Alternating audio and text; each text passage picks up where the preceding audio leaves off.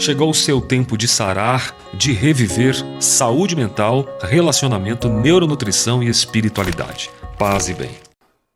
Oi, meus amigos, paz e bem para vocês. Hoje eu quero falar um pouquinho sobre o luto. Como é que o luto configura o cérebro numa perspectiva neurofisiológica, anatômica, neuroanatômica? Será que é possível, Alex, o nosso cérebro mudar na perda de um ente querido? Como é que funciona isso?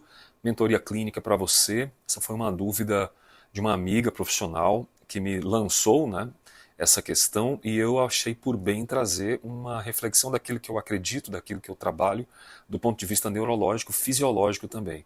Será que a gente consegue ter a nossa saúde mental abalada por uma questão de um momento difícil, no ponto de vista, vamos dizer, da fisiologia, da neurofisiologia? Será que isso acontece? Como é que o luto configura esse cérebro humano que é plástico? Antes de mais nada, a gente precisa saber e relembrar o que é o luto. O luto é essa resposta natural, essa resposta diferente, bastante complexa, sobre uma perda de um amor na vida, uma pessoa amada, querida, próxima. E claro que o luto envolve tristeza, e uma tristeza profunda, uma espécie de um vazio, né? É aquela falta do que é real que ficou para sempre sumido, entendendo que o luto é uma das maiores dores emocionais que o ser humano pode atravessar. Porque você tem um envolvimento emocional, cognitivo e comportamental. Então essa fusão dos três aspectos, eles são tão importantes que eles alteram o processo fisiológico, né? E isso talvez seja para mim, para você, uma base importante sobre essa condição do luto. Então, por termos várias áreas envolvidas, ele modifica sim algumas áreas específicas do cérebro, principalmente, obviamente, aquelas relacionadas às emoções. Por isso que fala-se de gestão emocional, de uma forma emocional, sobre vínculo, sobre afeto. Quanto mais vínculo, mais dor.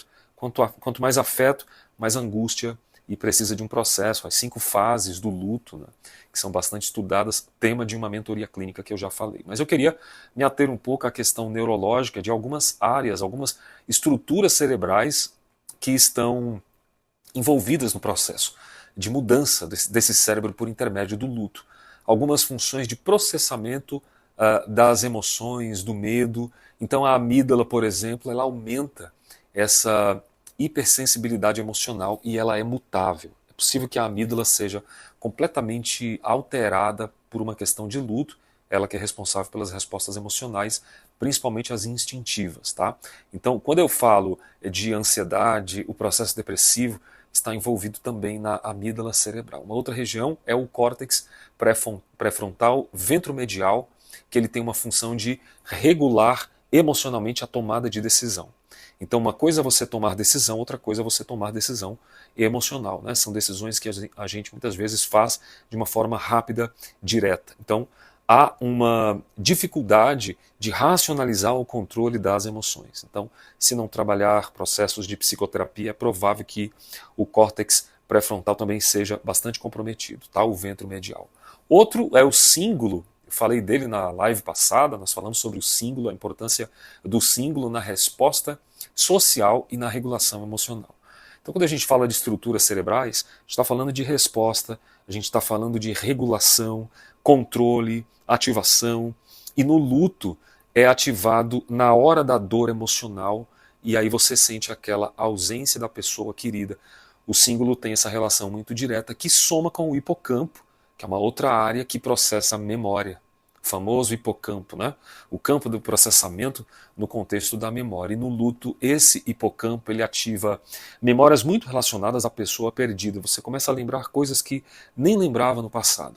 Isso faz muito sentido para quem atravessou o luto e recorda com muito pesar sobre a perda dessa pessoa. E por fim, o sistema de recompensa, o famoso núcleo accumbens, que tem uma função de vínculo afetivo, uma sensação de prazer envolvido que você não tem mais, porque no luto o sofrimento emocional é causado pela quebra, pelo partir desse laço afetivo. Eu teria outras regiões, a própria ínsula também, que eu poderia colocar, que tem uma consciência de empatia, né?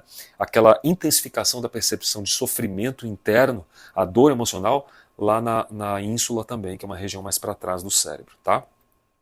É um processo neuroquímico, eu estou tentando ser curto, mas durante essa alteração neuroquímica que acontece no cérebro, você vai ter redução de serotonina, que é um hormônio muito importante associado à tristeza, à depressão, à felicidade, à alegria. Então, reduzindo serotonina, você tem muito mais tristeza e depressão.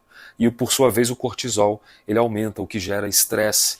E esse estresse vai causar ansiedade, vai causar insônia, o estresse vai causar disfunção imunológica também, e esse desequilíbrio da dopamina, que é a tal da motivação, você já sabe. Então, motivação, sensação de vazio, os hormônios ficam diretamente envolvidos. A ocitocina também fica envolvida, que é um hormônio do vínculo, do afeto, ele fica extremamente intensificado, né, a sua ausência, na sensação da perda de alguém.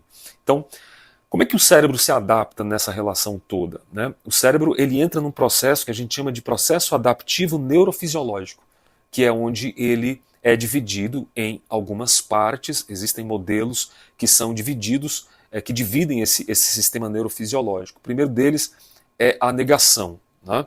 A baixa ativação aqui da região pré-frontal, diretamente associada a isso. Você tem, inclusive, casos clínicos e estudos de casos que as pessoas sentem fortemente o raciocínio indo, se esvairindo, porque você começa a processar uma realidade que era e que não será mais. Negação. A segunda é a raiva, que é uma ativação forte da noradrenalina, vinda lá da amígdala, aumenta potencialmente essa noradrenalina, obviamente aumenta o movimento, e uma negação, uma negociação numa tentativa de reverter, de controlar essa situação, que acontece de novo na região frontal do cérebro e lá no sistema límbico que eu falei para você. Então, nesses aspectos, você entra no final com a depressão, que tem queda de neurotransmissor, como eu disse para você. Então, é uma ativação bastante reduzida do circuito de recompensa, né? O sujeito você pode dar tudo para ele, tentar compensar, mas ele não consegue mais conceber a ideia de que aquela pessoa não existe. Então, nada absolutamente vai ativar essa sensação de recompensa. Isso fica muito reduzido, a circuitaria de recompensa fica muito reduzida, e a aceitação, que é um processo que demora, né, nesse sentido, é quando a conectividade do córtex pré-frontal ele começa a aumentar e reduz-se então a tal da atividade límbica que eu falei anteriormente aqui no nosso conteúdo, né, que é essa atividade emocional. O autocontrole das emoções precisa ser devidamente colocado.